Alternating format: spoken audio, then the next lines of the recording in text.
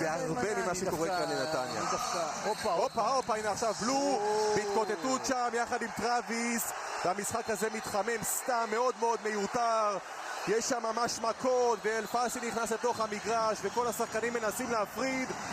מאוד מאוד מיותר, טרוויס פשוט בטירוף, גם בנקס נמצא שם, ודברים נזרקים כאן מהיציע, יש כאן כל מיני כוסות עם קולה ממש לידינו וגם עלינו, זה אף מהיציע, ותראו את אלפסי עם רייניש, איזה בלגן, כל הכוסות עם השנייה על עמדת השידור, על הפרקט.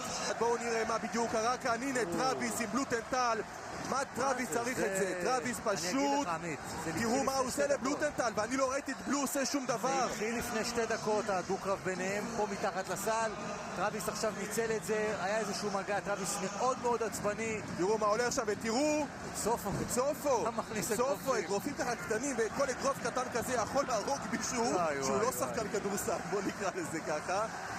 תראו את הבלגן הזה, וטרוויס התחיל שם פשוט לפת את בלו. בלגן גדול עדיין נמשך, אנשי שתי הקבוצות על הפרקט, בעיקר אנשים מצד נתניה, בנקס לא נרגע,